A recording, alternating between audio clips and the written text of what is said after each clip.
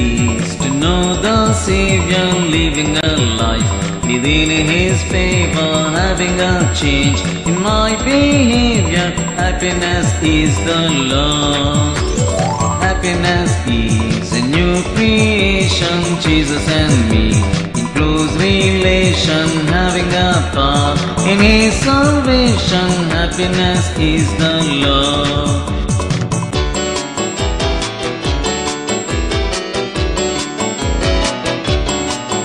Real joy is mine, no matter if you're upstart. I found the secret, it's Jesus in my heart.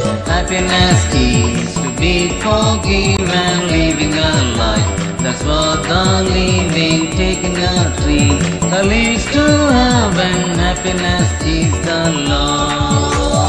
Happiness is the law. Happiness is the law.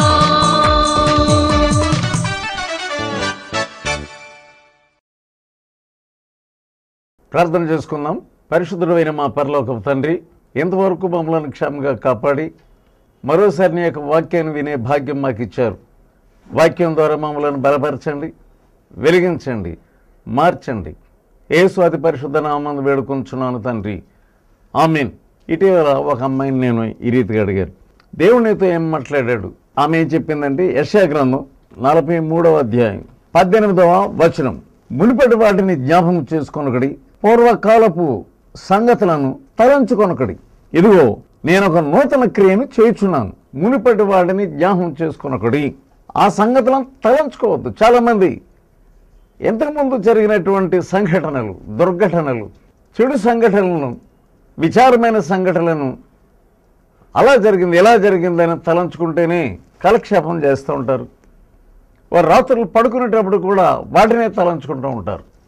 Bible ఏం చెప్తుందంటే, జరిగిపోయినటువంటి దుస్సంఘటనల విషయమై నువ్వు అనవసరంగా ఇంత loss వచ్చింది, ఇంత కష్టం వచ్చింది, అంత కన్నీరు వచ్చింది, ఆయన నన్ను ఇలాగన్నారు, ఆమె ఇలా నన్ను ఇలాగన్నది, ఈ మాటలతో వాళ్ళ యొక్క హృదయంలో ఏం చేసుకుంటున్నారంటే నిరాశ, నిస్పృహ మ్యానుఫ్యాక్చర్ చేసుకుంటున్నారంతే. వాటిని తయారు చేసుకుంటున్నారు. దానివల్ల ఏం ప్రయోజనం లేదు. కానీ దేవుడు ఏమంటున్నాడంటే, వాటిని తలంచుకోవద్దు. ఇంకేమంటున్నాడు 19వ వచనంలో, నేను నూతన క్రియ చేయుచున్నాను. ఇది మనము నూతనంగా నూతన సంవత్సరంలో నూతన క్రియ ఏం చేయబోతున్నాడు దేవుడు అనే సంఘటనను మనం ఎప్పుడు కూడా తలంచుకుంటూ ఉండాలి. మన తలంపులను మార్చుకోవాలి. మన తలంపులు వేరు, ఆయన తలంపులు వేరు. మన తలంపులు ఎప్పుడు కూడా మనల్ని కృంగతీసి, మన బలమునంతా కూడా తీసివేసి బలహీనులుగా మనం చేస్తూ ఉంటాయి.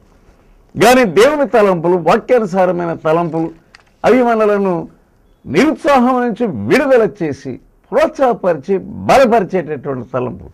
ఈ తలంపులను మనం ఎప్పుడు కూడా దేవుని తలంపులను మన హృదయంలోనికి రానివ్వాలి. రోజుల చరిత్రలో ఒక రోజున మనం చూద్దాం.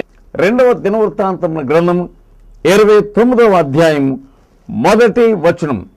హిజ్కియా ఏరా ప్రారంభించినప్పుడు 25 ఏండ్ల వాడై 29 సంవత్సరములు యెరూషలేమును ఏలెను.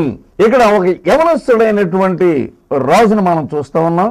20 సంవత్సరాలకే అతడు సింహాసనం ఎక్కాడు. ఇతని పేరేంటి? హిజ్కియా. అతని గురించి ఏం చూస్తున్నాము? 2వ వచనములు, అతడు తన పితరుడగు దావీదు చర్య అంతటి ప్రకారము యెహోవా దృష్టికి యథార్థంగా ప్రవర్తించాను. ఎంత మంచి సమాచారం.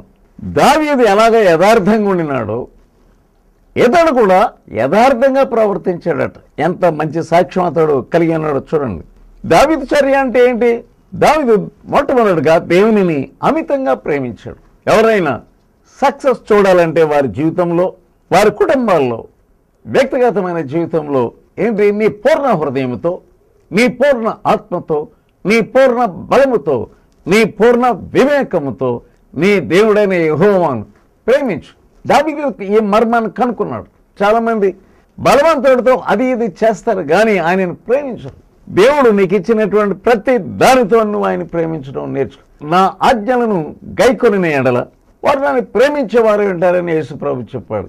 దేవుడు చెప్పేటటువంటి ఆజ్ఞలు ఏంటో మనం తెలుసుకోవడం, దాని ప్రకారం నడవడం, అదే ఆయనను ప్రేమించడం. నేను దేవుని ప్రేమిస్తున్నాను అని చెప్తారు కానీ ఆయన మాటలను వినరు, ఆయన మాటలు ఏంటో తెలుసుకోరు. దావీదు చర్య అంటే ఇంకోటి ఏముందంటే ప్రేమించడం ఒకటి. ఆ తర్వాత దావీదు ఎక్కువగా ఏం చేసేవాడంటే అతడు చేసినటువంటి తప్పులను ఒప్పుకునేవాడు. అతడు మనకులాగా మనిషి. చాలా మంది తప్పులను ఒప్పుకోరు, నేను చాలా గ్రేట్ అంటూ ఉంటారు. కానీ దావీదు అలాగా కాదు. దేవుని ఆత్మ దావీదులో పనిచేస్తున్నాడు. దేవుని ఆత్మ ఎవరికి ఉంటుందో వారు తప్పకుండా వారి యొక్క బలహీనతల విషయమే పశ్చాత్తాపడుతూ ఉంటారు. దావీదు చక్కని మార్గాన్ని కనుక్కున్నాడు. ఏంటంటే పశ్చాత్తాప మార్గము. అసలు దేవుడు ఎందుకున్నాడు? మన తప్పులను క్షమించడానికి. మనం గ్రేట్ అయితే ఇంకా దేవుడు ఎందుకు?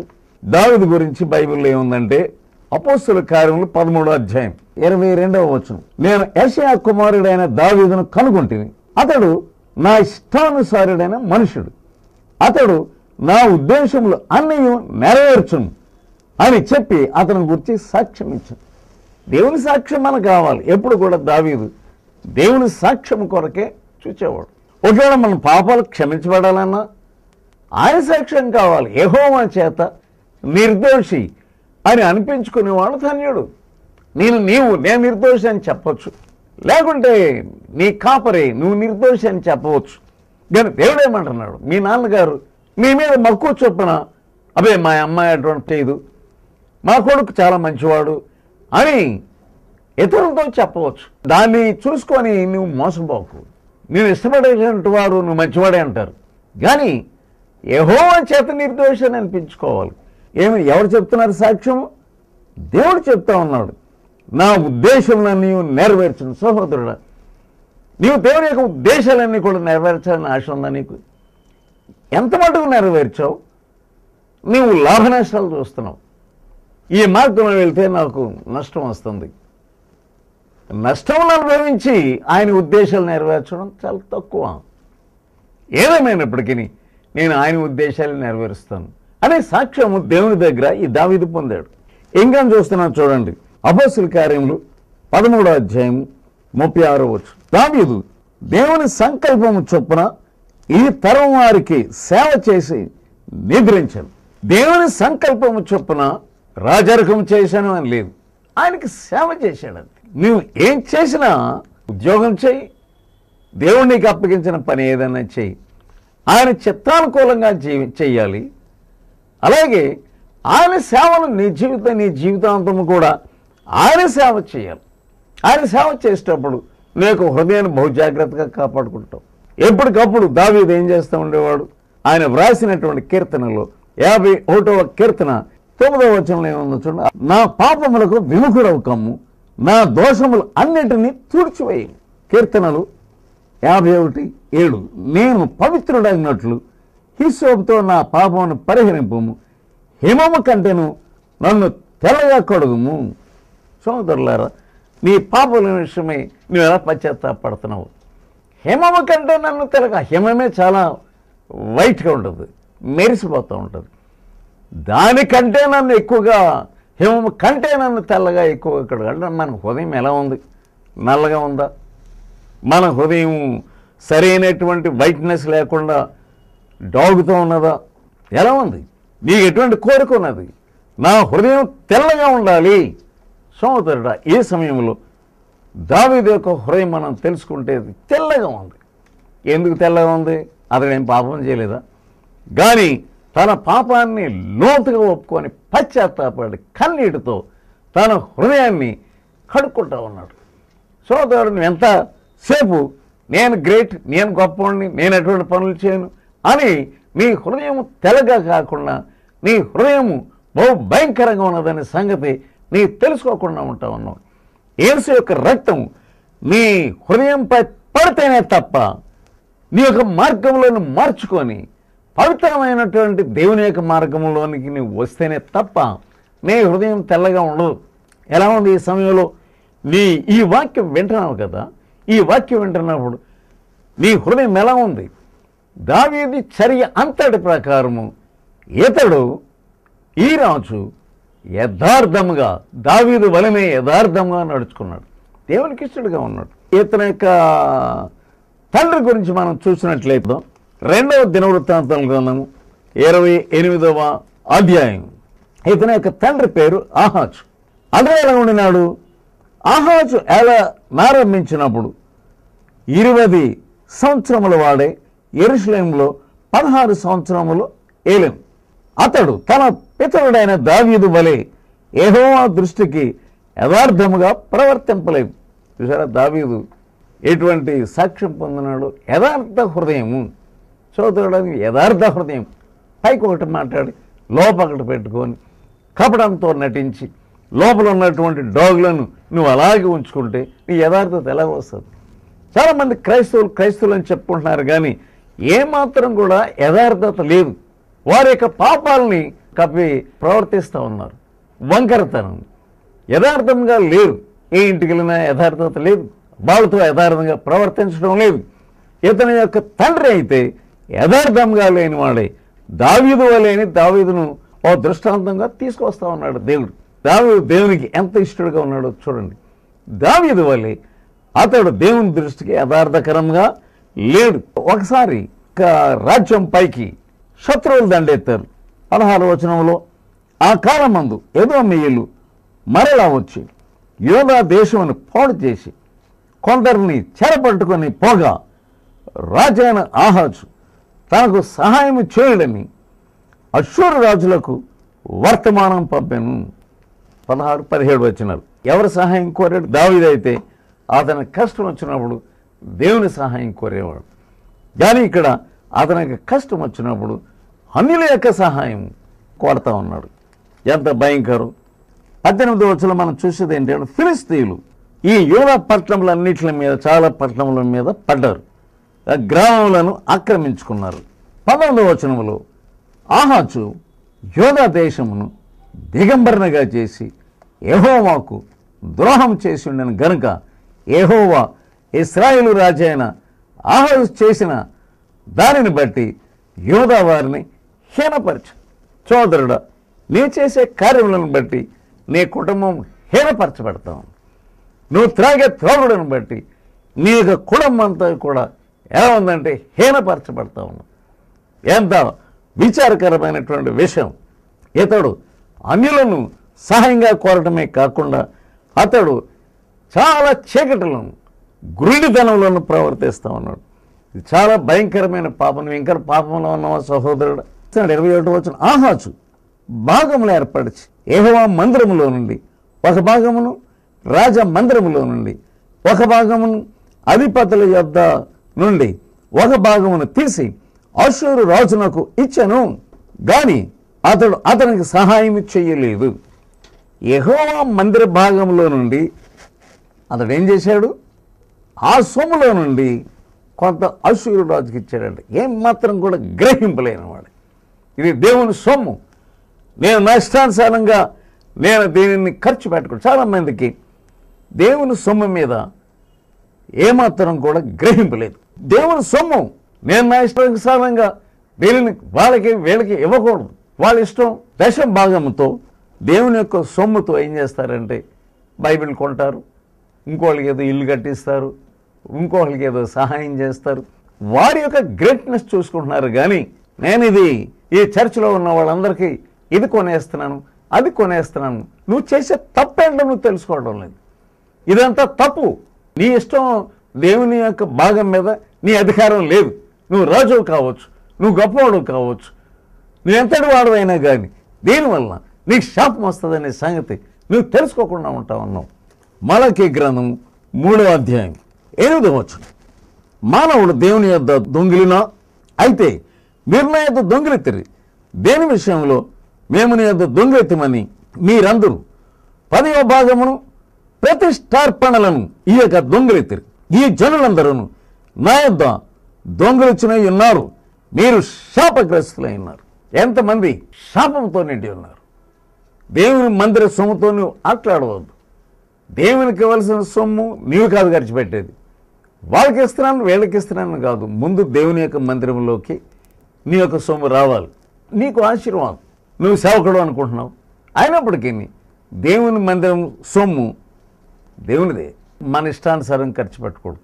ఆయన చిత్తాన్ని ఒకవేళ నీ ఖర్చు పెట్టే అధికారం ఉంటే నీ చిత్తానుకూలంగా కాదు, ఆయన చిత్త ప్రకారం మనం ఖర్చు పెట్టాలి. చాలామందికి గ్రహింపు లేదు. ఇక్కడేమన్నాడు, మీరు శాపగ్రస్తులై ఉన్నారు. ఎందుకు అనేకమైనటువంటి లోట్లు, ఎందుకు ఈ కన్నీరు?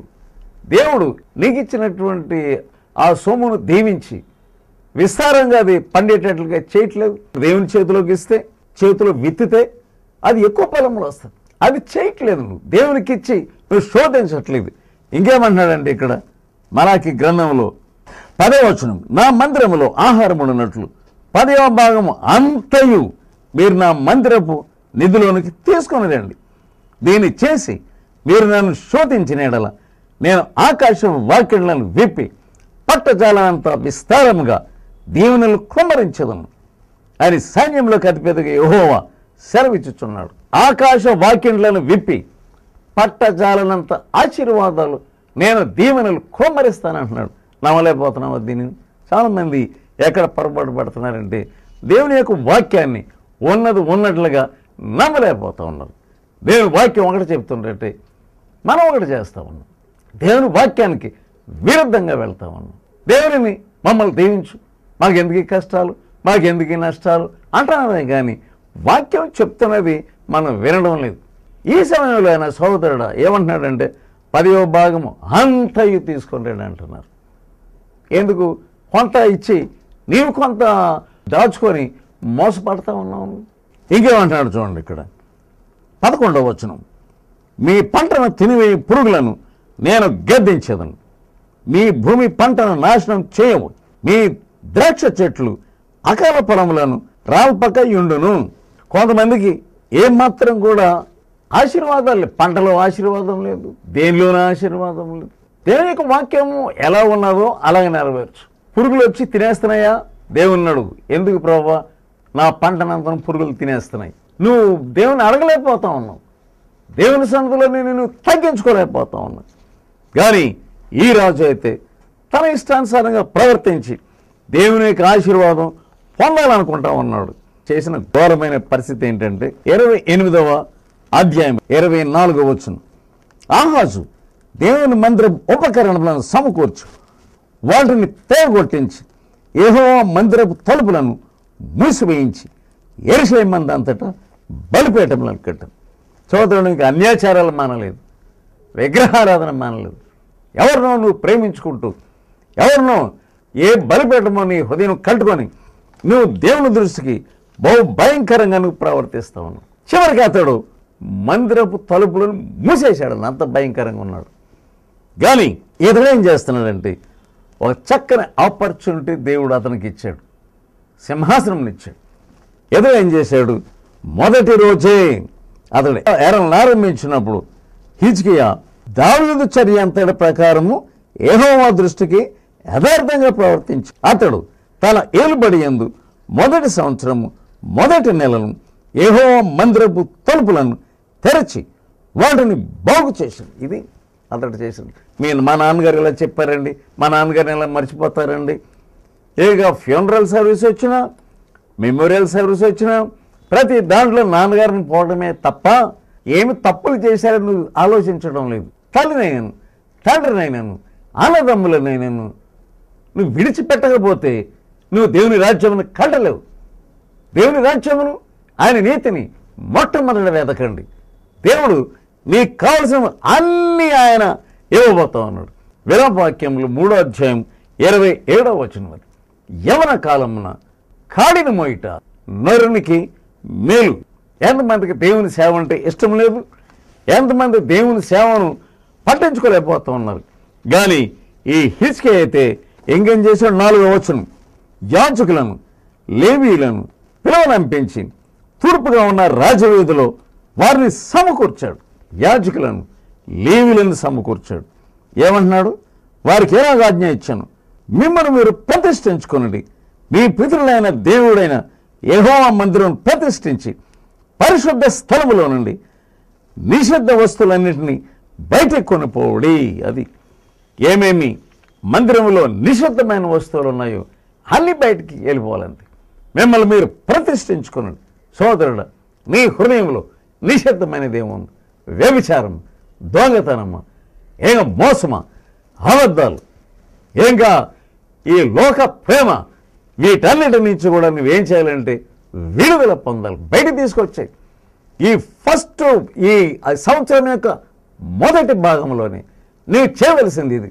లేకుంటే నీవు దేవుని యొక్క దీవెన పొందలేవు. ఎంతోమంది హ్యాపీ న్యూ ఇయర్ అన్నందువల్ల ప్రయోజనం ఏమి లేదు, ఇదంతా వేస్ట్. దీంట్లో మీరు మోసపోదు. హ్యాపీ న్యూ ఇయర్ అని ఎవరు అంటే నీవే విషయ దశ ఏమంటున్నావు, కానీ దానివల్ల ప్రయోజనం లేదు. ముందు నీ హృదయాన్ని బాగు చేయి. యేసు ప్రభు రక్తంలో నీ పాపాలన్నీ నీ కడుక్కున్న తర్వాతనే దేవుడు తన యొక్క దీవెనని కుమ్మరించబోతా ఉన్నాడు. ఇంకేం చూస్తున్నాము, నేను చెప్పిన మాటలన్నింటినీ కూడా ఏమాత్రం కూడా అశ్రద్ధ చేయదు. 11వ వచనం, నా కుమారులారా తనకు పరిచారకులయ్యండి, ధూపం వేయుచుండుటకు తన సన్నిధిని నిలుచుటకు తనకు పరిచర్య చేయుటకు యెహోవా మిమ్మును ఏర్పరచుకుని గనుక మీరు అశ్రద్ధ చేయకండి. ఎవరైతే దేవుని ద్వారా సేవ కొరకు అభిషేకించబడినారో వారు అశ్రద్ధ చేస్తూ ఉన్నారు. ఇదిగో వచ్చేస్తాం, అదిగో వచ్చేస్తాం, మా నాన్న ఏదో అంటున్నాడు, మా అమ్మ ఏదో అంటుంది, అశ్రద్ధ చేస్తున్నాం. బీ కేర్ఫుల్ ఏమనుకుంటున్నావు. దేవుని సేవను అశ్రద్ధ చేసేవాడు ఈ హిజ్కియా ఏం చేశాడంటే వాళ్ళందరికీ ఏం చెప్తున్నాడు, అశ్రద్ధ చేయవద్దు. 10వ వచనంలో ఏమంటున్నాడు, ఆఖరి భాగంలో ఆయనతో మనం నిబంధన చేయవలెనని నా మనసులో అభిలాష పుట్టాను. ఆయనతో ఒక నిబంధన చేసుకో. నేను నీ సేవను చేస్తాను ప్రభువా, ఈరోజు నేను నిబంధన చేస్తున్నాను. 17వ వచనం, మొదటి నెల మొదటి దినమున వారు ప్రతిష్ఠ చేయనారంభించి ఆ నెల 8వ దినమున యెహోవా మంటపమునకు వచ్చిరి. ఈ ప్రకారం వారు 8 దినములు యెహోవా మందిరమును ప్రతిష్ఠించచ్చు మొదటి నెల 16వ దినమున సమాప్తి చేశారు. నీవు త్వరగా నీ యొక్క నిబంధన చేసుకోవటమే కాకుండా నువ్వు చేయవలసినటువంటి, నువ్వు మారు మనసు పొందవలసినటువంటి ఈ కార్యక్రమం సమాప్తి చేసుకో. 29వ అధ్యాయము 36వ వచనం, ఈ కార్యం అప్పటికప్పుడే జరుగునందున జనులకు సిద్ధపరిచిన దానిని చూచి హిజ్కియా జనులందరూ సంతోషించి. ఎంత సంతోషం వచ్చింది వీళ్ళందరికీ. దేవుడు చేసే కార్యములను బట్టి నీ హృదయంలో ఎంతో సంతోషం. 30వ అధ్యాయం 1వ వచనం, మరియు హిజ్కియా ఇశ్రాయేలు దేవుడైన యెహోవాకు పస్కా పండుగ ఆచరించుటకై యెరూషలేములో ఉన్న యెహోవా మందిరమునకు రావలసినదని ఇశ్రాయేలందరికీ యూదా వారందరికీ వర్తమానములను ఎఫ్రాయిమీయులకు మనష్షే వారికి పత్రికలను పంపమని. వెంటనే అతడు ఏం ఆలోచించుకున్నాడంటే పస్కా పండుగ జరగాలి. 20వ వచనం, యెహోవా హిజ్కియా చేసిన ప్రార్థనను అంగీకరించి జనులను స్వస్థపరచు. చాలా మందిలో స్వస్థత లేదు. దేవుడు చేయాలనుకున్నటువంటి పనులన్నీ చేయి. దేవుడు నేను స్వస్థపరుస్తాడు. మానసికంగా నేను స్వస్థపరుస్తాడు, శారీరకంగా స్వస్థపరుస్తాడు, నేను ఆత్మీయంగా కూడా స్వస్థపరుస్తాడు. ప్రకటన గ్రంథం 21వ అధ్యాయం, అంతటా నేను క్రొత్త ఆకాశం క్రొత్త భూమిని చూచితిని. మొదటి ఆకాశం మొదటి భూమి గతించిపోయాను. సోదరుడా, ఈ భూలోకంలో మనం జీవించేది కొద్ది కాలం. ఈ పాత బ్రతుకులంతా మని కొత్త ఆకాశం నీ కొరకు సిద్ధపరుస్తాం అన్నాడు. ఇర్మియా గ్రంథం 2వ వచనం, భ్రష్టులైన పిల్లలారా తిరిగి రండి, మీ అవిశ్వాసమును నేను బాగు చేసేదను. మన అవిశ్వాసాన్ని ఆయన బాగు చేస్తాడు, మన హృదయమును ఆయన బాగు చేస్తాడు. దావీదు తన హృదయమును బహు జాగ్రత్తగా కాపాడుకున్నాడు. తన కీర్తనల్లో 41వ కీర్తన 4వ వచనం, యెహోవా నీ దృష్టి ఎదుట నేను పాపం చేసి ఉన్నాను, నన్ను కరుణింపుము, నా ప్రాణమును స్వస్థపరచుమని మనవి చేశాను. దావీదు ఎప్పుడు కూడా తన హృదయమును ఎలా కాపాడుకునేవాడంటే, నేను పాపం చేశాను, ఏమన్నాడు, నీ దృష్టి ఎదుట నేను పాపం చేసి ఉన్నాను, నన్ను కరుణించు, నా ఆత్మను స్వస్థపరచు. సోదరుడా, నీ హృదయమునకు స్వస్థత కావాలి, నీ ఆత్మకు స్వస్థత కావాలి. నీ పాపం ఒప్పుకో. దావీదును దీవించినటువంటి దేవుడు నిన్ను దీవించగలడు. God bless you.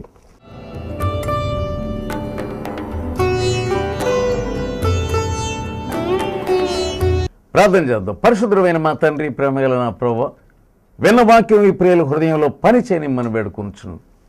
ఎవరెవరైతే స్వస్థత లేదు, తమను తాము తగ్గించుకొని తమ పాపల విషయం పశ్చాత్తాపడి మీరు ఉచితంగా ఇచ్చేటటువంటి స్వస్థతను పొందగలటకు వీరికి సహాయం ఇచ్చేము. పాపం ఒప్పుకోకుండా హృదయం కడిగిపరుచుకునేటటువంటి సైతాను మనసు నుంచి వీరిని విడుదల చేసి మీ యొక్క శక్తి వీరిపై పని చేయనిమ్మని వీరిని దీవించుము. యేసు అతి పరిశుద్ధ నామమున వేడుకొనుచున్నాను తండ్రి, ఆమేన్. ఓపికతో ఫలించు అనే పుస్తకాన్ని చదివి అనేకులు మేలు పొందుతున్నారు. ఇది ప్రతి ఒక్కరూ చదవవలసిన పుస్తకం. ఈ పుస్తకాన్ని చదువుతున్నప్పుడే పరిశుద్ధాత్మ శక్తి బలంగా నీపై పనిచేస్తుంది. ఈ పుస్తకం కొరకే మమ్మల్ని సంప్రదించండి. సమర్పణ పత్రిక. ఈ పత్రిక మీ హృదయాలను సూక్ష్మంగా పరిశోధించి దైవవాక్యాన్ని అందించి మీ జీవితంలో విశ్వాసం యొక్క అవసరతను తెలియజేస్తుంది. ఈ పత్రిక చదివిన కొందరు రక్షణ పొందడమే కాక మరికొందరు దైవ సేవలో పాలు పొందుతున్నారు. ఈ పత్రిక సంవత్సరము చందా ₹150 మాత్రమే. ఆశీర్వదకరంగా ఉన్నట్లయితే దేవుడు మిమ్మల్ని ప్రేరేపించిన కొలది ఈ సమర్పణ సేవలో మీరు పాలి భాగస్తులు కాగలరు. మీ ప్రార్థన అవసరతలు మాకు తెలియచేయండి. అవసరతల కొరకు మమ్మల్ని సంప్రదించండి.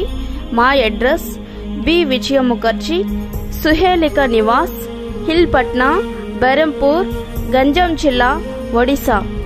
మా ఫోన్ నెంబర్ 9938865759 మరియు 8093716450.